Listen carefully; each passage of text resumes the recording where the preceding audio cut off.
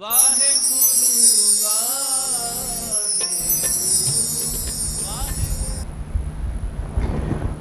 गुरमुत ज्ञान लाइव ਦੇ ਵਿੱਚ ਚੜ੍ਹਦੀ ਕਲਾ ਟਾਈਮ ਟੀਵੀ ਦੇਖ ਰਹੇ ਸਮੂਹ ਦਰਸ਼ਕਾਂ ਦਾ ਮਨਦੀਪ ਸਿੰਘ ਵੱਲੋਂ ਸਵਾਗਤ ਹੈ।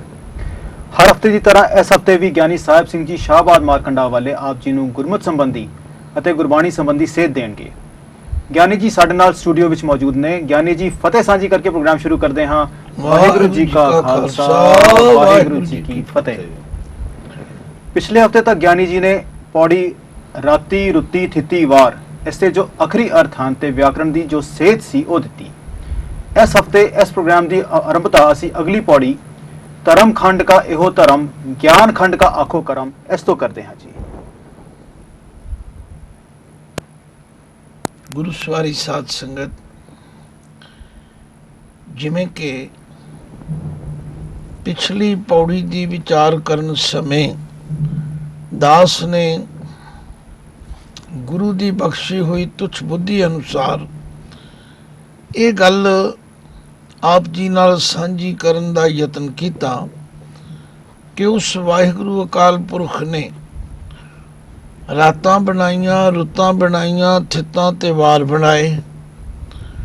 इस सारी रचना दे अंदर पवन, पानी, अग्नि, पाताल भी बनाए और इस सारे कुछ दे अंदर ਜਿਹੜੀ ਧਰਤੀ ਹੈ ਉਸ ਨੂੰ ਧਰਮਸਾਲ ਬਣਾਇਆ, ਧਰਮ ਕਮਾਉਣ ਦੀ ਜਗ੍ਹਾ ਬਣਾਈ।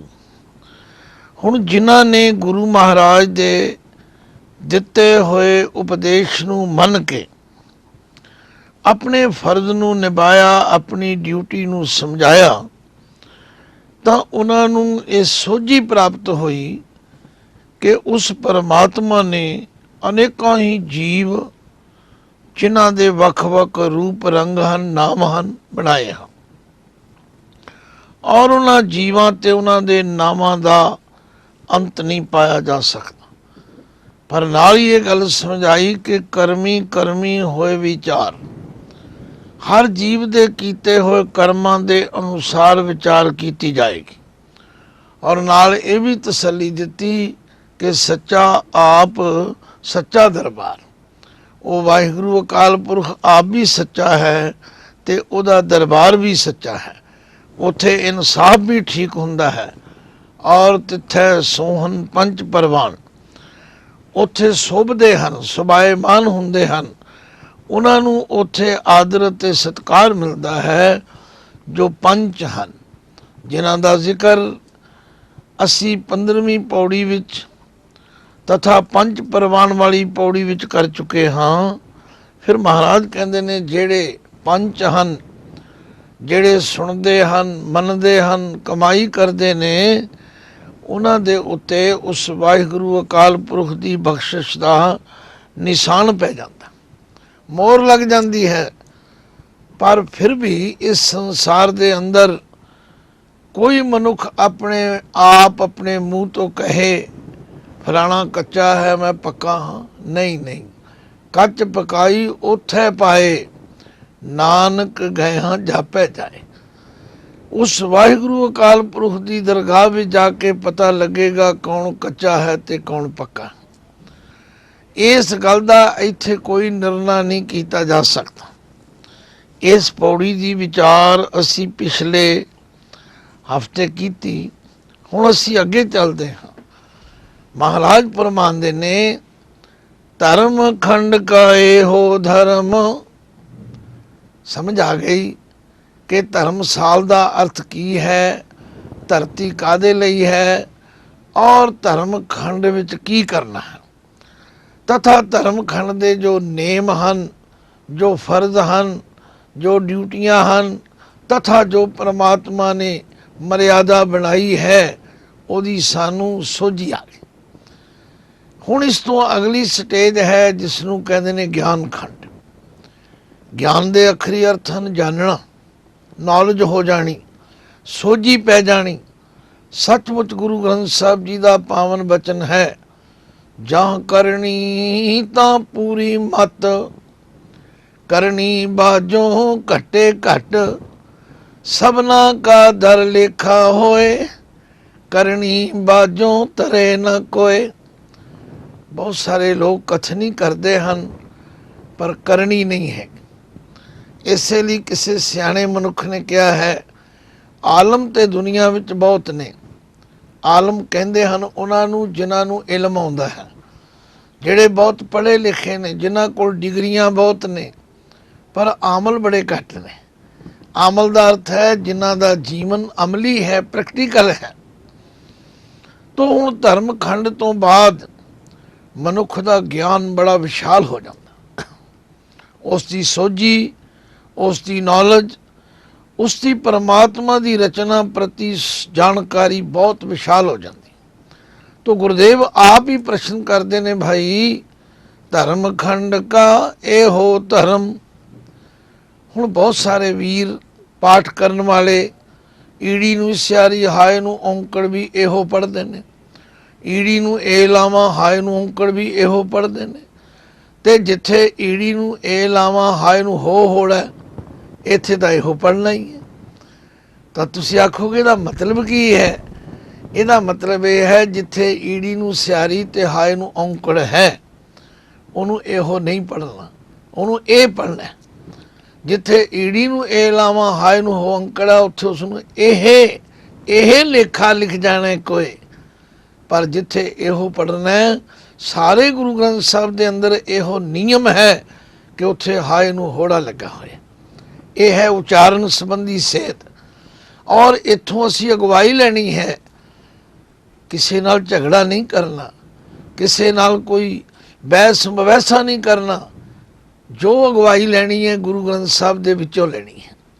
ਧਰਮ ਖੰਡ ਕਾ ਇਹੋ ਧਰਮ, ਇਹ ਗੱਲ ਚੰਗੀ ਤਰ੍ਹਾਂ ਰਿੜਕੀ ਜਾ ਚੁੱਕੀ ਹੈ ਕਿ ਧਰਮ ਖੰਡ ਦਾ ਇਹ ਧਰਮ ਹੈ, ਇਹ ਨੇਮ ਹੈ, ਇਹ ਫਰਜ਼ ਹੈ, ਡਿਊਟੀ। ਹੁਣ ਪਾਤਸ਼ਾਹ ਕਹਿੰਦੇ ਨੇ, ਗਿਆਨ ਖੰਡ ਕਾ ਆਖੋ ਕਰਮ। ਗਿਆਨ ਖੰਡ ਦੇ ਵਰਤਾਰੇ ਬਾਰੇ ਦੱਸਣਾ ਕਰੋ, ਕਿਉਂਕਿ ਜਦੋਂ ਕਿਸੇ ਨੂੰ ਗਿਆਨ ਹੋ ਗਿਆ, ਜਾਣਕਾਰੀ ਹੋ ਗਈ, ਇੰਨਾ ਫਰਕ ਹੈ ਜਿਤਨਾ ਹਨੇਰੇ ਅਤੇ ਚਾਨਣ ਦਾ। ਜਦੋਂ ਅੰਧੇਰਾ ਹੁੰਦਾ ਹੈ, ਅਸੀਂ ਠੋਕਰਾਂ ਖਾਂਦੇ ਹਾਂ, ਸਾਨੂੰ ਰਸਤੇ ਦਾ ਪਤਾ ਨਹੀਂ ਕਿੱਧਰ ਜਾਣਾ, ਕਿੱਧਰ ਨਹੀਂ ਜਾਣਾ। ਪਰ ਜਦੋਂ ਗਿਆਨ ਹੋ ਜਾਂਦਾ, ਸਾਡੇ ਮੂੰਹੋਂ ਸਹਿਜੇ ਨਿਕਲਦਾ ਹੈ, ਹੁਣ ਮੈਨੂੰ ਚਾਨਣ ਹੋ ਗਿਆ, ਹੁਣ ਮੈਨੂੰ ਪਤਾ ਲੱਗ ਗਿਆ, ਹੁਣ ਮੈਂ ਜਾਣ ਗਿਆ ਹਾਂ। ਔਰ ਇਸੇ ਲਈ ਮਹਾਰਾਜ ਨੇ ਬਾਣੀ ਵਿੱਚ ਫਰਮਾਇਆ ਹੈ, ਫਲ ਕਾਰਨ ਫੂਲੀ ਬਨ ਰਾਏ, ਫਲ ਲਾਗਾ ਤਬ ਫੂਲ ਬਿਲਾਏ। ਮੈਂ ਜਿਤਨਾ ਵੀ ਸੌਖੇ ਤੋਂ ਸੌਖਾ ਕਰਕੇ ਸਮਝਾ ਸਕਦਾ, ਜਿੰਨੀ ਕੁ ਮੈਨੂੰ ਸਮਝ ਆਈ ਹੈ, ਉਹ ਤੁਹਾਡੀ ਸੇਵਾ ਵਿੱਚ ਹਾਜ਼ਰ ਹੈ। ਪਾਤਸ਼ਾਹ ਕਹਿੰਦੇ ਨੇ, ਇੱਕ ਨਿਯਮ ਹੈ ਕਿ ਜਿਤਨੇ ਫਲਦਾਰ ਦਰਖਤ ਨੇ, ਪਹਿਲਾਂ ਉਹਨਾਂ ਨੂੰ ਫੁੱਲ ਆਉਂਦੇ ਹਨ, ਔਰ ਫੁੱਲਾਂ ਤੋਂ ਬਾਅਦ ਫਲ ਬਣਦੇ ਹਨ। ਜਦੋਂ ਫਲ ਬਣਦੇ ਹਨ ਤੇ ਫੁੱਲ ਝੜ ਜਾਂਦੇ ਹਨ। ਫਲ ਕਾਰਨ ਫੂਲੀ ਬਨ ਰਾਏ, ਫਲ ਲਾਗਾ ਤਬ ਫੂਲ ਬਿਲਾਏ। ਗਿਆਨੈ ਕਾਰਨ ਕਰਮ ਅਭਿਆਸ, ਗਿਆਨ ਭਇਆ ਤੋ ਕਰਮੈ ਨਾਸ। ਉਹ ਜਿਹੜੀ ਪਹਿਲੀ ਸਟੇਜ ਹੈ, ਉਹ ਆਪਣੇ ਆਪ ਹੀ ਪਿੱਛੇ ਰਹਿ ਜਾਂਦੀ। ਜਿਵੇਂ ਅਸੀਂ ਛੋਟੇ ਬੱਚੇ ਹੁੰਦਿਆਂ ਸਕੂਲ ਪੜ੍ਹਨ ਜਾਂਦੇ, ਫੱਟੀ ਲੈ ਕੇ ਜਾਂਦੇ, ਬਸਤਾ ਲੈ ਕੇ ਜਾਂਦੇ, ਦੁਆਤ ਲੈ ਕੇ ਜਾਂਦੇ, ਇਹ ਪਹਿਲੀ ਸਟੇਜ ਸੀ। ਪਰ ਜਦੋਂ ਹਾਈ ਸਕੂਲ ਵਿੱਚ ਪਹੁੰਚ ਕੇ ਸਾਰਾ ਕੁਝ ਬਦਲ ਗਿਆ, ਜਦੋਂ ਕਾਲਜ ਵਿੱਚ ਪਹੁੰਚ ਕੇ ਸਾਰਾ ਕੁਝ ਬਦਲ ਗਿਆ, ਛੁੱਟ ਗਿਆ। ਹੁਣ ਤੇ ਕਾਲਜੀਏਟ ਬੱਚੇ ਬੱਚੀਆਂ, ਵਿਦਿਆਰਥੀ ਵਿਦਿਆਰਥਣਾਂ ਇੱਕ ਪੈਨ ਇੱਕ ਕਾਪੀ ਲੈ ਕੇ ਜਾਂਦੇ ਨੇ। ਕੋਈ ਆਖੇ ਜੀ ਹੁਣ ਬਸਤਾ ਕਿਉਂ ਨਹੀਂ, ਹੁਣ ਕਲਮ ਦੁਆਤ ਕਿਉਂ ਨਹੀਂ? ਇੱਕ ਅਵਸਥਾ ਹੈ। ਇਨ ਬਿਨ ਇਸੇ ਤਰ੍ਹਾਂ ਜਦੋਂ ਕੋਈ ਧਰਮ ਕਮਾਉਂਦਾ ਹੈ, ਆਪਣੇ ਫਰਜ਼ ਤੇ ਪੂਰਾ ਉਤਰਦਾ, ਉਹਨੂੰ ਗਿਆਨ ਹੋ ਜਾਂਦਾ। ਤੇ ਮਹਾਰਾਜ ਕਹਿੰਦੇ ਨੇ, ਗਿਆਨ ਖੰਡ ਕਾ ਆਖੋ ਕਰਮ। ਹੁਣ ਗਿਆਨ ਖੰਡ ਦਾ ਵਰਤਾਰਾ ਦੱਸੋ ਸਾਨੂੰ, ਵੀ ਗਿਆਨ ਖੰਡ ਵਿੱਚ ਉਸ ਅਵਸਥਾ ਵਿੱਚ ਪਹੁੰਚ ਕੇ ਕੀ ਹੁੰਦਾ ਹੈ। ਤਾਂ ਮਹਾਰਾਜ ਦੱਸਣ ਦੀ ਕਿਰਪਾ ਕਰਦੇ ਹਨ, ਕੀਤੇ ਪਵਨ ਪਾਣੀ ਵੈ ਸੰਤਰ, ਕੇਤੇ ਕਾਨ ਮਹੇਸ਼। ਅੱਜ ਤੇ ਅਸੀਂ ਕਹਿੰਦੇ ਹਾਂ ਕਿ ਪਵਨ ਇੱਕ ਹੈ, ਬਸੰਤਰ ਇੱਕ ਹੈ, ਪਾਣੀ ਇੱਕ ਹੈ। ਨਹੀਂ, ਹਵਾ ਕਈ ਤਰ੍ਹਾਂ ਦੀ ਹੈ, ਕਿਧਰੇ ਤੱਤੀ ਹੈ, ਕਿਧਰੇ ਠੰਡੀ ਹੈ, ਕਿਧਰੇ ਸਿੱਲੀ ਹੈ, ਕਿਧਰੇ ਹੌਲੀ ਹੈ, ਕਿਧਰੇ ਭਾਰੀ ਹੈ। ਇਸੇ ਤਰ੍ਹਾਂ ਪਾਣੀ ਕਿਧਰੇ ਮਿੱਠਾ ਹੈ, ਕਿਧਰੇ ਖਾਰਾ ਹੈ, ਕਿਧਰੇ ਡੂੰਘਾ ਹੈ, ਕਿਧਰੇ ਉੱਪਰ ਹੈ। ਪਾਣੀ ਦੀਆਂ ਕਈ ਕਿਸਮਾਂ ਨੇ। ਕਈ ਜਗ੍ਹਾ ਤੇ ਪਾਣੀ ਵਿੱਚ ਕਈ ਹੋਰ ਧਾਤੂਆਂ ਨੇ, ਦੂਜੀ ਜਗ੍ਹਾ ਤੇ ਨਹੀਂ ਹੈਗੀ। ਮੈਨੂੰ ਇੱਕ ਦਫਾ ਦੀ ਘਟਨਾ ਯਾਦ ਹੈ। ਦੇਹਰਾਦੂਨ ਦੇ ਨੇੜੇ ਇੱਕ ਜਗ੍ਹਾ ਹੈ, ਮਨਸੂਰੀ ਨੂੰ ਜਾਂਦੇ ਆ ਰਸਤੇ ਵਿੱਚ, ਉਸ ਨੂੰ ਸੈਸਰ ਧਾਰਾ ਕਹਿੰਦੇ ਆ। ਮੈਂ ਆਪਣੇ ਪਰਿਵਾਰ ਸਮੇਤ ਉੱਥੇ ਗਿਆ, ਮਾਤਾ ਜੀ ਨਾਲ ਸਨ। ਤੋ ਜਿਨ੍ਹਾਂ ਦੇ ਘਰ ਅਸੀਂ ਠਹਿਰੇ ਸੀ, ਮੇਰੇ ਤਾਇਆ ਜੀ ਦੇ ਲੜਕੇ, ਉਹਨਾਂ ਨੇ ਬਹੁਤ ਸਾਰੇ ਪ੍ਰਸ਼ਾਦੇ ਬਣਾਤੇ। ਅਸੀਂ ਆਖਿਆ ਜੀ ਤੇ ਦੋ ਪ੍ਰਸ਼ਾਦੇ ਛਕਣ ਵਾਲੇ। ਕਹਿੰਦੇ ਨਹੀਂ ਨਹੀਂ, ਇਹ ਥੋੜੇ ਰਹਿਣਗੇ। ਅਸੀਂ ਆਖਿਆ ਪਤਾ ਨਹੀਂ ਕੀ ਹੋਵੇਗਾ। ਜਦੋਂ ਉੱਥੇ ਗਏ, ਉੱਥੇ ਗੰਧਕ ਵਾਲਾ ਚਸ਼ਮਾ ਸੀ, ਜਿਸ ਪਾਣੀ ਵਿੱਚ ਗੰਧਕ ਕੁਦਰਤੀ ਤੌਰ ਤੇ ਮਿਲੀ ਹੋਈ ਆਉਂਦੀ ਸੀ। ਅਸੀਂ ਇਸ਼ਨਾਨ ਕੀਤਾ, ਉਹ ਜਲ ਵੀ ਛਕਿਆ। ਬਸ ਜਲ ਛਕਣ ਦੀ ਦੇਰੀ ਸੀ, ਭੁੱਖ ਦੂਣ ਸਵਾਈ ਹੋ ਗਈ। ਉਹ ਸਾਰੇ ਪ੍ਰਸ਼ਾਦੇ ਛਕ ਲਏ, ਫਿਰ ਨਹਾਉਣ ਚਲੇ ਗਏ। ਪਤਾ ਨਹੀਂ ਕਿੰਨਾ ਕੁਝ ਖਾ ਗਏ। ਇਹਦਾ ਮਤਲਬ ਇਸ ਪਾਣੀ ਦੀਆਂ ਕਿਸਮਾਂ ਵੱਖ-ਵੱਖ ਨੇ। ਮਹਾਰਾਜ ਕਹਿੰਦੇ ਨੇ ਫਿਰ ਜਦੋਂ ਬੰਦੇ ਨੂੰ ਗਿਆਨ ਵੱਧਦਾ ਹੈ, ਉਹਦੀ ਨੌਲੇਜ ਬੇਸ਼ਾਲ ਹੋ ਜਾਂਦੀ। ਕੇਤੇ ਪਵਨ ਪਾਣੀ ਵਹਿ ਸੰਤਰ, ਕੇਤੇ ਕਾਨ ਮਹੇਸ਼। ਕਿਤਨੇ ਹੀ ਕ੍ਰਿਸ਼ਨ ਹਨ, ਕਿਤਨੇ ਹੀ ਸ਼ਿਵ ਜੀ ਹਨ, ਕੋਈ ਅੰਤ ਨਹੀਂ, ਕੋਈ ਗਿਣਤੀ ਨਹੀਂ ਕੀਤੀ ਜਾ ਸਕਦੀ। ਕਿਉਂਕਿ ਸਾਡਾ ਇੱਕ ਅਵਸਥਾ ਹੁੰਦੀ ਹੈ ਖੂਹ ਦੇ ਡੱਡੂ ਵਾਲੀ, ਇੱਕ ਅਵਸਥਾ ਹੈ ਸਮੁੰਦਰ ਵਿੱਚ ਰਹਿਣ ਵਾਲੇ ਡੱਡੂ ਵਾਲੀ। ਆਮ ਮਿਸਾਲ ਅਸੀਂ ਸੁਣਾਇਆ ਕਰਦੇ ਸੁਣਦੇ ਹਾਂ ਬਈ ਕਿਸੇ ਸਮੁੰਦਰ ਦੇ ਵਿੱਚ ਰਹਿਣ ਵਾਲੇ ਡੱਡੂ ਨੇ ਖੂਹ ਵਾਲੇ ਡੱਡੂ ਨੂੰ ਆਖਿਆ, ਕਿੱਥੇ ਤੂੰ ਖੂਹ ਵਿੱਚ ਬੈਠਾ ਹੋਇਆ, ਆ ਤੈਨੂੰ ਸਮੁੰਦਰ ਵਿਖਾ ਕੇ ਲਿਆਵਾਂ। ਉਹਨੇ ਛੜਪਾ ਮਾਰਿਆ, ਕਹਿਣ ਲੱਗਾ ਇਤਨਾ ਕੁ ਵੱਡਾ ਹੈ ਸਮੁੰਦਰ। ਉਹਨੇ ਆਖਿਆ ਨਹੀਂ, ਉਹ ਬਹੁਤ ਵੱਡਾ। ਉਹਨੇ ਇੱਕ ਹੋਰ ਛਾਲ ਮਾਰ ਦਿੱਤੀ, ਕਹਿੰਦਾ ਇਤਨਾ ਵੱਡਾ ਹੈ, ਕਹਿੰਦਾ ਨਹੀਂ, ਉਹ ਬਹੁਤ ਵੱਡਾ ਹੈ। ਹੁਣ ਕਿੱਥੇ ਖੂਹ, ਕਿੱਥੇ ਸਮੁੰਦਰ। ਸੱਚਮੁੱਚ ਇਹ ਅਵਸਥਾ ਹੈ। ਕਦੇ ਮਨੁੱਖ ਦੀ ਸੋਚ ਬੜੀ ਸੀਮਤ, ਬੜੀ ਸੰਕੀਰਨ, ਬੜੀ ਛੋਟੀ ਹੁੰਦੀ ਹੈ, ਪਰ ਜਦੋਂ ਉਸ ਨੂੰ ਗਿਆਨ ਹੋ ਜਾਂਦਾ ਹੈ ਕਿ ਸਭ ਮੈਂ ਜੋਤ, ਜੋਤ ਹੈ ਸੋਏ, ਤਿਸ ਦਾ ਚਾਨਣ ਸਭ ਮੈਂ ਚਾਨਣ ਹੋਏ, ਫਿਰ ਉਸ ਦਾ ਪਰਿਵਾਰ ਵੀ ਵੱਧ ਜਾਂਦਾ ਹੈ, ਫਿਰ ਉਸ ਦੇ ਮਿੱਤਰ ਪਿਆਰਿਆਂ ਦੀ ਗਿਣਤੀ ਵੀ ਵੱਧ ਜਾਂਦੀ ਹੈ, ਫਿਰ ਉਸ ਨੂੰ ਸਾਰਾ ਸੰਸਾਰ ਹੀ ਆਪਣਾ ਨਜ਼ਰ ਆਉਂਦਾ। ਤੋ ਮਹਾਰਾਜ ਕਹਿੰਦੇ ਨੇ ਗਿਆਨ ਖੰਡ ਕਾਇਆ ਖੋ ਕਰਮ। ਬਈ ਗਿਆਨ ਖੰਡ ਦੀ ਗੱਲ ਮਹਾਰਾਜ ਸਾਨੂੰ ਸਮਝਾਓ, ਤਾਂ ਹੁਣ ਗੁਰੂ ਸਾਹਿਬ ਸਮਝਾਉਂਦੇ ਨੇ। ਕਹਿੰਦੇ ਕੇਤੇ ਪਵਨ ਪਾਣੀ ਬਹਿ ਸੰਤਰ, ਕੇਤੇ ਕਾਨ ਮਹੇਸ਼, ਕੇਤੇ ਬ੍ਰਹਮੇ ਘਾੜਤ ਘੜੀਐ। ਕੇਤੇ ਦਾ ਮਤਲਬ ਕਿਤਨੇ ਹੀ ਬ੍ਰਹਮੇ ਘਾੜਤਾਂ ਕੱਢ ਰਹੇ ਨੇ, ਰਚਨਾ ਰਚ ਰਹੇ ਨੇ। ਕਿ ਹਿੰਦੂ ਮਿਥੋਲੋਜੀ ਹੈ, ਖਿਆਲ ਹੈ ਕਿ ਬ੍ਰਹਮਾ ਸਾਰੇ ਸੰਸਾਰ ਨੂੰ ਘੜ ਰਿਹਾ, ਉਹ ਘੁਮਿਆਰ ਦੀ ਡਿਊਟੀ ਕਰ ਰਿਹਾ। ਅਸੀਂ ਨਹੀਂ ਮੰਨਦੇ। ਸਾਡਾ ਵਿਸ਼ਵਾਸ ਤੇ ਹੈ ਕਿ ਵਾਹਿਗੁਰੂ ਅਕਾਲ ਪੁਰਖ ਹੀ ਪੈਦਾ ਕਰਨ ਵਾਲਾ ਹੈ, ਉਹ ਹੀ ਪਾਲਣ ਵਾਲਾ, ਉਹ ਹੀ ਮਾਰਨ ਵਾਲਾ ਹੈ। ਪਰ ਇੱਕ ਆਮ ਖਿਆਲ ਹੈ। ਤੋ ਗੁਰੂ ਸਾਹਿਬ ਕਹਿੰਦੇ ਨੇ ਇਸ ਗਿਆਨ ਖੰਡ ਵਿੱਚ ਪਹੁੰਚ ਕੇ ਮਨੁੱਖ ਦੀ ਨੌਲੇਜ ਸੋਝੀ ਇਤਨੀ ਵੱਧ ਜਾਂਦੀ। ਕੇਤੇ ਬ੍ਰਹਮੇ ਘਾੜਤ ਘੜੀਐ, ਰੂਪ ਰੰਗ ਕੇ ਵੇਸ। ਜਿਹੜੇ ਉਹ ਜੀਵ ਬਣਾਉਂਦੇ ਨੇ, ਉਹਦੇ ਕਿਤਨੇ ਰੂਪ ਹਨ, ਕਿਤਨੇ ਰੰਗ ਹਨ, ਉਹਨਾਂ ਦੇ ਕਿਤਨੇ ਵੇਸ ਅਤੇ ਪਹਿਰਾਵੇ ਹਨ, ਕੋਈ ਗਿਣਤੀ ਨਹੀਂ ਕੀਤੀ ਜਾ ਸਕਦੀ। ਕੇਤੀਆਂ ਕਰਮ ਭੂਮੀ ਮੇਰ ਕੇਤੇ, ਕੇਤੇ ਧੂਪ ਦੇਸ। ਪਾਠ ਕਰਨ ਲੱਗਿਆਂ ਬੜਾ ਧਿਆਨ ਰੱਖਣਾ ਹੈ। ਇੱਕ ਕੇਤਾ ਕੇਤੇ ਅੱਗੇ ਲੱਗੇਗਾ, ਕੇਤੇ ਪਿੱਛੇ ਲੱਗੇ। ਅਸੀਂ ਉਹ ਵੀ ਸਮਾਂ ਦੇਖਿਆ, ਪਾਠੀਆਂ ਦੇ ਪਾਠ ਸੁਣੇ ਨੇ, ਕੇਤੇ ਕੇਤੇ ਕੇਤੇ ਕੇਤੇ ਇਕੱਠੇ ਕਰੀ ਜਾਂਦੇ, ਉਹਦੇ ਨਾਲ ਤੇ ਅਰਥ ਹੀ ਨਹੀਂ ਨਿਕਲ ਸਕਣਗੇ। ਇਹਨੂੰ ਜ਼ਰਾ ਧਿਆਨ ਨਾਲ ਸੁਣਨਾ। ਕੇਤੀਆਂ ਕਰਮ ਭੂਮੀ ਮੇਰ ਕੇਤੇ, ਕੇਤੇ ਧੂਪ ਦੇਸ। ਕਰਮ ਭੂਮੀ ਦਾ ਮਤਲਬ ਹੈ ਕਰਮ ਕਮਾਉਣ ਦੀ ਜਗ੍ਹਾ। ਕਿਤਨੀਆਂ ਹੀ ਧਰਤੀਆਂ ਹਨ, ਕਿਤਨੀਆਂ ਹੀ ਕਰਮ ਭੂਮੀਆਂ ਹਨ। ਲੋਕ ਅੱਜ ਖੋਜਾਂ ਕਰ ਰਹੇ ਨੇ। ਕੋਈ ਕਹਿੰਦਾ ਚੰਦਰਮਾ ਉੱਤੇ ਆ ਹੈ, ਸੂਰਜ ਉੱਤੇ ਆ ਹੈ, ਅਸੀਂ ਆ ਦੇਖਿਆ, ਉੱਥੋਂ ਮਿੱਟੀ ਲਿਆਂਦੀ, ਉੱਥੋਂ ਆ ਕੀਤਾ। ਬਾਬੇ ਨੇ ਤੇ ਪਹਿਲਾਂ ਹੀ ਕਿਹਾ ਭਾਈ ਇਹ ਬੇਅੰਤ ਹੈ ਰਚਨਾ। ਪਰ ਇਹ ਜਦੋਂ ਤੱਕ ਗਿਆਨ ਨਾ ਹੋਵੇ ਉਦੋਂ ਤੱਕ ਤੇ ਖੂਹ ਦੇ ਡੱਡੂ ਵਾਲੀ ਗੱਲ ਰਹਿੰਦੀ। ਜਦੋਂ ਗਿਆਨ ਹੋ ਜਾਂਦਾ ਫਿਰ ਸਮਝ ਆਉਂਦੀ ਹੈ ਕਿ ਤੀਆਂ ਕਰਮ ਭੂਮੀ ਮੇਰ ਕੇਤੇ। ਹੁਣ ਮੇਰ ਅੱਖਰ ਜਿਹੜਾ ਹੈ, ਬਹੁਤੇ ਵਿਦਵਾਨ ਇਸ ਨੂੰ ਸੁਮੇਰ ਪਰਬਤ ਨਾਲ ਜੋੜਦੇ ਨੇ, ਪਰ ਆਸਾ ਕੀ ਵਾਰ ਵਿੱਚ ਮੇਰ ਸਰੀਰ ਨੂੰ ਵੀ ਕਿਹਾ ਹੈਗਾ। ਨਾਨਕ ਮੇਰ ਸਰੀਰ ਕਾ ਇੱਕ ਰਥ ਇੱਕ ਰਤਬਾ। ਕਿਤਨੇ ਤਰ੍ਹਾਂ ਦੇ ਸਰੀਰ ਹਨ, ਕਿਤਨੇ ਤਰ੍ਹਾਂ ਦੇ ਲੋਕ ਹਨ, ਔਰ ਕਿਤਨੇ ਤੂੰ ਅਤੇ ਉਹਨਾਂ ਨੂੰ ਉਪਦੇਸ਼ ਕਰਨ ਵਾਲੇ ਨਾਰਦ ਹਨ, ਕੋਈ ਗਿਣਤੀ ਮਿਣਤੀ ਨਹੀਂ। ਕਿਉਂਕਿ ਤੂੰ ਨੂੰ ਉਪਦੇਸ਼ ਦਿੱਤਾ ਸੀ ਨਾਰਦ ਨੇ। ਭਾਈ ਗੁਰਦਾਸ ਜੀ ਨੇ ਲਿਖਿਆ ਹੈ ਕਿ ਤਰੂ ਅਸਦਾ ਕਰ ਆਇਆ, ਕਰ ਪਿਆਰ ਪਿਓ ਕੁਛੜ ਲੀਤਾ, ਬਾਹੋਂ ਪਕੜੇ ਉਠਾ ਲਿਆ, ਮਨ ਵਿੱਚ ਰੋਸ ਮਤਰੇ ਹੀ ਕੀਤਾ। ਡੱਡੋਂ ਲਿਕਾ ਮਾਂ ਪੁੱਛੇ, ਤੂੰ ਸੁਆਣੀ ਹੈ ਕਿ ਸਰੀਤਾ। ਸੁਆਣੀ ਹਾਂ ਮੈਂ ਜਨਮ ਦੀ, ਨਾਮ ਨਾ ਭਗਤੀ ਕਰਮ ਦ੍ਰਿੜੀਤਾ। ਉਦਾਸ ਹੋ ਗਿਆ ਤਰੂ, ਆਖਿਆ ਮਾਂ ਜੇ ਅੱਜ ਮੈਨੂੰ ਪਿਤਾ ਦੀ ਗੋਦ ਵਿੱਚੋਂ ਮਤਰੇਈ ਨੇ ਉਠਾ ਦਿੱਤਾ, ਕੱਲ ਮੈਨੂੰ ਰਾਜ ਕਿੱਥੋਂ ਮਿਲੇਗਾ। ਕਿਸ ਉਦਮ ਤੇ ਰਾਜ ਮਿਲੇ, ਸ਼ਤਰੂ ਤੇ ਸਭ ਹੋਵਣ ਮੀਤਾ। ਸਿਆਣੀ ਮਾਂ ਨੇ ਆਖਿਆ ਪੁੱਤਰ ਮੈਂ ਹਾਂ ਤੇ ਇਸ ਰਾਜੇ ਦੀ ਰਾਣੀ, ਪਰ ਮੈਂ ਪਿਛਲੇ ਜਨਮ ਵਿੱਚ ਕਰਮ ਚੰਗੇ ਨਹੀਂ ਕੀਤੇ, ਮੈਂ ਭਗਤੀ ਨਹੀਂ ਕੀਤੀ। ਗੱਲ ਲੰਬੀ ਹੈ, ਮੈਂ ਸਿਰਫ ਧਰੂ ਭਗਤ ਵੱਲ ਇਸ਼ਾਰਾ ਕਰ ਰਿਹਾ ਕਿ ਕਿਸ ਤਰ੍ਹਾਂ ਉਸ ਨੂੰ 5 ਸਾਲਾਂ ਦੀ ਉਮਰ ਵਿੱਚ ਭਗਤੀ ਦੀ ਲਗਨ ਲੱਗੀ। ਮਾਂ ਨੇ ਆਖਿਆ ਪਰਮੇਸ਼ਰ ਆਰਾਧੀ ਹੈ, ਜਿੱਦੂ ਹੋਈ ਹੈ ਪਤਤ ਪੁਨੀਤਾ। ਬਾਹਰ ਚੱਲਿਆ ਕਰਨ ਤਪ, ਮਨ ਬੈਰਾਗੀ ਹੋਏ ਅਤੀਤਾ।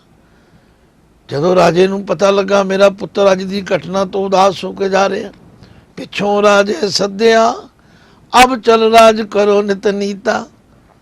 ਧਰੂ ਨੇ ਆਖਿਆ ਹਾਲੀ ਤੇ ਮੈਂ ਭਗਤੀ ਕੀਤੀ ਨਹੀਂ, ਹਾਲੀ ਤੇ ਭਗਤੀ ਕਰਨ ਲਈ ਤੁਰਿਆ ਹਾਂ, ਮੈਂ ਤਾਂ ਹੁਣ ਸੱਚਾ ਰਾਜ ਪ੍ਰਾਪਤ ਕਰ। ਨਾਰਦ ਮੁਨੇ ਉਪਦੇਸ਼ਿਆ, ਨਾਮ ਨਿਧਾਨ ਅਮਿਓ ਰਸ ਪੀਤਾ। ਮਤਲਬ ਕਹਿਣ ਤੋਂ ਕਿ ਕਿਤਨੇ ਹੀ ਧਰੂ ਹਨ, ਕਿਤਨੇ ਹੀ ਧਰੂ ਨੂੰ ਉਪਦੇਸ਼ ਕਰਨ ਵਾਲੇ ਹਨ, ਫਿਰ ਗਿਆਨ ਸਮਝ ਆ ਜਾਂਦਾ। ਕੇਤੇ ਇੰਦ ਚੰਦ ਸੂਰ ਕੇਤੇ, ਕੇਤੇ ਮੰਡਲ ਦੇਸ। ਕਿਤਨੇ ਹੀ ਇੰਦਰ ਹਨ, ਕਿਤਨੇ ਹੀ ਚੰਦਰਮਾ ਤੇ ਸੂਰਜ ਹਨ, ਔਰ ਕਿਤਨੇ ਹੀ ਤਾਰੇ ਹਨ ਤੇ ਤਾਰਿਆਂ ਦੇ ਮੰਡਲ ਹਨ, ਤੇ ਕਿਤਨੇ ਦੇਸ਼। ਭਾਵ ਇਹ ਬੇਅੰਤ ਰਚਨਾ ਹੈ। ਆਮ ਤੌਰ ਤੇ ਮਨੁੱਖ 2-4 ਕੰਟਰੀਆਂ ਹੋ ਆਵੇ, ਆਂਦਾ ਜੀ ਮੈਂ ਸਾਰੀ ਦੁਨੀਆ ਦੇਖ ਲਈ। ਨਹੀਂ ਨਹੀਂ ਨਹੀਂ, ਸਾਰੀ ਦੁਨੀਆ ਦੇਖ ਕੇ ਵੀ ਕੁਝ ਨਹੀਂ ਦੇਖਿਆ, ਹਾਲੀ ਬੜਾ ਕੁਝ ਦੇਖਣ ਵਾਲਾ ਪਿਆ ਹੈ। ਤਾਂ ਮਤਲਬ ਕਹਿਣ ਤੋਂ ਗਿਆਨ ਦੀ ਅਵਸਥਾ ਵਿੱਚ ਫਿਰ ਉਹਦੀ ਨੌਲੇਜ ਇਤਨੀ ਵੱਧ ਜਾਂਦੀ ਹੈ। ਤੇ ਕੇਤੇ ਸਿੱਧ ਬੁੱਧ ਨਾਥ ਕੇਤੇ, ਕੇਤੇ ਦੇਵੀ ਵੇਸ। ਕਿਤਨੇ ਹੀ ਸਿੱਧ ਹਨ, ਕਿਤਨੇ ਹੀ ਬੁੱਧ ਬੁੱਧੀਵਾਨ ਹਨ।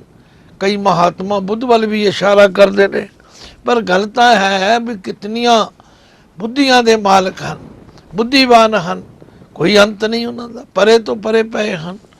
ਔਰ ਕਿਤਨੇ ਨਾਥ ਹਨ, ਜਿਹੜੇ ਜੋਗੀਆਂ ਵਿੱਚ ਵੱਡੇ ਪੁੱਗੇ ਹੁੰਦੇ ਨੇ ਉਹਨਾਂ ਨੂੰ ਨਾਥ ਕਹਿ ਦਿੰਦੇ ਨੇ। ਕਿਤਨੀਆਂ ਦੇਵੀਆਂ ਤੇ ਕਿਤਨੇ ਉਹਨਾਂ ਦੇ ਵੇਸ ਪਹਿਰਾਵੇ ਹਨ। ਕੇਤੇ ਦੇਵ ਦਾਨਵ ਮੁਨ ਕੇਤੇ, ਕੇਤੇ ਰਤਨ ਸਮੁੰਦ। ਕਿਤਨੇ ਹੀ ਦੇਵਤੇ ਹਨ, ਕਿਤਨੇ ਹੀ ਰਾਖਸ਼ ਹਨ, ਕਿਤਨੇ ਰਿਸ਼ੀ ਮੁਨੀ ਮਹਾਤਮਾ ਨੇ, ਕਿਤਨੇ ਹੀ ਉਹ ਰਤਨ ਹਨ ਤੇ ਕਿਤਨੇ ਸਮੁੰਦਰ ਹਨ। ਕਿਉਂਕਿ ਇੱਕ ਮਿਥਿਆਸ ਹੈ ਕਿ ਸਮੁੰਦਰ ਵਿੱਚੋਂ 14 ਰਤਨ ਕੱਢੇ ਗਏ, ਪਰ ਨਹੀਂ ਭਾਈ, ਇਹ ਕੋਈ ਸੀਮਾ ਨਹੀਂ ਹੈਗੀ। ਸਮੁੰਦਰ ਕਿਤਨੇ ਹਨ ਔਰ ਉਹਨਾਂ ਵਿੱਚ ਰਤਨ ਕਿਤਨੇ ਹਨ, ਇਹਦੀ ਕੋਈ ਅੰਤ ਨਹੀਂ ਹੈਗਾ। ਅਖੀਰ ਵਿੱਚ ਮਹਾਰਾਜ ਕਹਿੰਦੇ ਨੇ ਕੇਤੀਆਂ ਖਾਣੀ ਕੇਤੀਆਂ ਬਾਣੀ। ਇਹਦੀ ਵਿਚਾਰ ਪਹਿਲਾਂ ਵੀ ਹੋ ਚੁੱਕੀ ਹੈ, ਪਰ ਫਿਰ ਵੀ ਦੱਸਣੀ ਜ਼ਰੂਰੀ ਹੈ। ਖਾਣੀ ਉਸ ਨੂੰ ਕਹਿੰਦੇ ਨੇ ਜਿਹਦੇ ਵਿੱਚੋਂ ਕੋਈ ਚੀਜ਼ ਨਿਕਲਦੀ ਹੈ, ਜਿਵੇਂ ਲੋਹੇ ਦੀ ਖਾਣ, ਸੋਨੇ ਦੀ ਖਾਣ ਵਗੈਰਾ ਵਗੈਰਾ। ਇਸੇ ਤਰ੍ਹਾਂ ਸਿਆਣੇ ਲੋਕਾਂ ਨੇ ਇਹਨਾਂ ਜੀਵਾਂ ਦੀ ਰਚਨਾ ਲਈ 4 ਖਾਣੀਆਂ ਮੰਨੀਆਂ ਨੇ, ਜਿਨ੍ਹਾਂ ਦੇ ਨਾਮ ਅੰਡਜ, ਜੇਰਜ, ਸੇਤਜ, ਉਤਬੁਜ ਕਹੇ ਨੇ। ਪਰ ਇਹ ਦਾਵਾ ਨਹੀਂ ਕਿ ਇਤਨੀਆਂ ਹੀ ਹਨ, ਪਤਾ ਲੱਗ ਜਾਂਦਾ ਕਿ ਕਿਤਨੀਆਂ ਹੀ ਖਾਣੀਆਂ ਬਹੁਤ ਬੇਅੰਤ ਹਨ। ਔਰ ਸਿਆਣੇ ਲੋਕਾਂ ਨੇ 4 ਬਾਣੀਆਂ ਮਿਥ ਲਈਆਂ। ਪਰਾ ਪਸੰਤੀ ਮਧਮਾ ਬੈਖਰੀ, ਜਿਹੜੀ ਹਿਰਦੇ ਵਿੱਚ ਹੈ ਪਰਾ ਹੈ, ਹੋਰ ਉੱਪਰ ਆ ਜਾਏ ਫਿਰ ਪਸੰਤੀ ਹੈ, ਫਿਰ ਬੁੱਲਾਂ ਵਿੱਚ ਆ ਜਾਏ ਮਧਮਾ ਹੈ, ਜੋ ਮੈਂ ਪ੍ਰਗਟ ਬੋਲ ਰਿਹਾ ਇਹ ਵੈਖਰੀ, ਪਰ ਮਹਾਰਾਜ ਕਹਿੰਦੇ ਨਹੀਂ, ਇਹਦੀ ਵੀ ਕੋਈ ਸੀਮਾ ਨਹੀਂ ਹੈ। ਇਤਨਾ ਗਿਆਨ ਵੱਧ ਜਾਂਦਾ ਹੈ, ਕੇਤੀਆਂ ਖਾਣੀ ਕੇਤੀਆਂ ਬਾਣੀ, ਕੇਤੇ ਪਾਤ ਨਰਿੰਦ। ਕਿਤਨੇ ਹੀ ਪਾਤਸ਼ਾਹ ਹਨ। ਨਰਿੰਦ ਕਹਿੰਦੇ ਨੇ ਨਰਾਂ ਦੇ ਇੰਦ ਰਾਜੇ, ਕਿਤਨੇ ਹੀ ਰਾਜੇ ਨੇ, ਕੋਈ ਛੋਟੇ ਛੋਟੇ ਰਾਜੇ, ਉਹਨਾਂ ਦੀ ਗਿਣਤੀ ਨਹੀਂ ਕੀਤੀ ਜਾ ਸਕਦੀ। तो आखिर भी तो महाराज कहते हैं भाई, केतियां सुरती सेवक कहते नानक अंत न अंत। सुरती तो भाव कई विद्वान सिमरतियां लेते हैं। सुरती तो भाव बंदे दी सोझी भी है, कितनी तरह की सोझी है, कितनी उच्ची सोझी है, कितनी नीवी सोझी, और कितने ही उन्हां सुरतियां नूं धारण करने वाले मनण वाले सेवक ने। सिमरतियां का भी इत्थे हवाला होंदा, क्योंकि 27 सिमरतियां हिंदू मत विच मन्नियां ने। उन्हां सिमरतियां दी विचार जिहड़ी है एक दूजे नाल नहीं रलदी, सब वखरियां वखरियां। ते उन्हां सुरतियां दी सिक्ख्या ते अमल करन वाले सेवक भी कहते हैं, केतियां सुरती सेवक कहते नानक अंत ना अंत। तो पातशाह फरमांदे ने इस अवस्था विच आके ਜਦੋਂ ਮਨੁੱਖ ਦੇ ਅੰਦਰ ਗਿਆਨ ਵੱਧਦਾ ਹੈ, ਫਿਰ ਇਹਨਾਂ ਕੁ ਜਾਣ ਕੇ ਵੀ ਉਹ ਕਹਿੰਦਾ ਪਰਮਾਤਮਾ ਦੀ ਰਚਨਾ ਦਾ ਕੋਈ ਅੰਤ ਨਹੀਂ, ਕੋਈ ਸੀਮਾ ਨਹੀਂ, ਕੋਈ ਅਖੀਰ ਨਹੀਂ। ਫਿਰ ਕੀ ਕਹਿਣਾ ਪੈਂਦਾ, ਬੇਅੰਤ ਬੇਅੰਤ ਬੇਅੰਤ। ਤੋ ਇਸ ਤਰ੍ਹਾਂ ਮਹਾਰਾਜ ਨੇ ਧਰਮ ਖੰਡ ਤੋਂ ਬਾਅਦ ਇਹ ਗਿਆਨ ਖੰਡ ਦੀ ਅਵਸਥਾ ਤੱਕ ਸਾਨੂੰ ਪਹੁੰਚਾਇਆ, ਕਿਉਂਕਿ ਗੁਰੂ ਪਾਤਸ਼ਾਹ ਦਾ ਆਸ਼ਾ ਕੀ ਹੈ, ਉਹ ਸਾਨੂੰ ਬਹੁਤ ਉੱਚੀ ਟੀਸੀ ਤੇ ਪਹੁੰਚਾਉਣਾ ਚਾਹੁੰਦੇ ਨੇ। ਤੁਸੀਂ ਆਖੋਗੇ ਉੱਚੀ ਟੀਸੀ ਕਿਹੜੀ ਹੈ? ਉਹ ਹੈ ਪਰਮਾਤਮਾ ਨਾਲ ਇਕਮਿਕ ਹੋਣ ਦੀ ਟੀਸੀ ਅਵਸਥਾ, ਜਿਹਦਾ ਜ਼ਿਕਰ ਗੁਰਬਾਣੀ 'ਚ ਬੇਅੰਤ ਵਾਰੀ ਕੀਤਾ ਹੈ। ਜਿਉਂ ਜਲ ਮੈਂ ਜਲ ਆਏ ਖਟਾਨਾ, ਤਿਉਂ ਜੋਤੀ ਸੰਜੋ ਸਮਾਨਾ, ਮਿਟ ਗਏ ਗਮਨ ਪਾਏ ਬਿਸਰਾਮ, ਨਾਨਕ ਪ੍ਰਭ ਕੈ ਸਦ ਕੁਰਬਾਨ। ਪਰ ਗੁਰੂ ਪਾਤਸ਼ਾਹ ਜੀ ਬੜੇ ਸੌਖੇ ਤਰੀਕੇ ਨਾਲ, ਪਹਿਲਾਂ ਭਾਈ ਆਪਣਾ ਧਰਮ ਸਮਝੋ, ਆਪਣਾ ਫਰਜ਼ ਸਮਝੋ। ਜਦੋਂ ਆਪਣਾ ਫਰਜ਼ ਆਪਣੀ ਡਿਊਟੀ ਸਮਝ ਆ ਜਾਏਗੀ, ਜਦੋਂ ਪਰਮਾਤਮਾ ਦੇ ਇਸ ਨੇਮ ਦੀ ਸਮਝ ਆ ਜਾਏਗੀ, ਫਿਰ ਤੁਹਾਨੂੰ ਗਿਆਨ ਹੋ ਜਾਏਗਾ। ਤੇ ਗਿਆਨ ਦੀ ਅਵਸਥਾ ਵਿੱਚ ਫਿਰ ਤੁਸੀਂ ਸਹਿਜੇ ਕਹੋਗੇ ਨਾਨਕ ਅੰਤ ਨਾ ਅੰਤ, ਉਹ ਬੇਅੰਤ ਹੈ, ਉਹ ਬੇਅੰਤ ਹੈ। ਲਓ ਸਾਧ ਸੰਗਤ, ਇਹ ਹੈ ਇਸ ਪੌੜੀ ਦੀ ਆਖਰੀ ਵਿਚਾਰ। ਦਾਸ ਯਤਨ ਕਰ ਰਿਹਾ ਹੈ ਕਿ ਇਹ ਖੰਡਾਂ ਦੀ ਜੋ ਪੌੜੀ ਹੈ, ਇਹਨਾਂ ਨੂੰ ਬਹੁਤ ਜਲਦੀ ਨਾਲ ਨਾ ਕਰੇ, ਕਿਉਂਕਿ ਬਹੁਤਿਆਂ ਨੂੰ ਤੇ ਜਪਜੀ ਸਾਹਿਬ ਦਾ ਪਾਠ ਹੀ ਨਹੀਂ ਕਰਨਾ ਆਉਂਦਾ। ਖੰਡਾਂ ਦੀ ਵਿਚਾਰ ਸਮਝਣ ਲਈ ਤੇ ਬਹੁਤ ਧੀਰਜ ਦੀ ਲੋੜ ਹੈ। ਤੋ ਅਸੀਂ ਹੌਲੀ ਹੌਲੀ ਇਸ ਤਰ੍ਹਾਂ ਸਹਿਜ ਭਾਵ ਨਾਲ ਇਹ ਵਿਚਾਰ ਕਰਕੇ ਉੱਥੇ ਤੱਕ ਪਹੁੰਚਣਾ ਹੈ ਜਿਹਨੂੰ ਸੱਚਖੰਡ ਕਹਿੰਦੇ ਨੇ। ਅੱਜ ਇੱਥੇ ਹੀ ਪੌੜੀ ਦੀ ਵਿਚਾਰ ਸਮਾਪਤ ਕਰਦੇ ਹਾਂ। ਗਿਆਨੀ ਜੀ ਨੇ ਬੜੇ ਹੀ ਪਿਆਰ ਨਾਲ ਸਾਨੂੰ ਇਸ ਪੌੜੀ ਦੇ ਆਖਰੀ ਅਰਥ ਤੇ ਵਿਆਖਿਆਨ ਅਰਥ ਸਮਝਾਏ ਨੇ। ਹੁਣ ਸਮਾਂ ਹੋ ਚੱਲਿਆ ਇੱਕ ਛੋਟੇ ਜਿਹੇ ਬ੍ਰੇਕ ਦਾ। ਬ੍ਰੇਕ ਤੋਂ ਬਾਅਦ ਅਸੀਂ ਤੁਹਾਨੂੰ ਮੁੜ ਮਿਲਦੇ ਹਾਂ ਪ੍ਰੋਗਰਾਮ ਗੁਰਮਤਿ ਗਿਆਨ ਲਾਈਵ ਵਿੱਚ।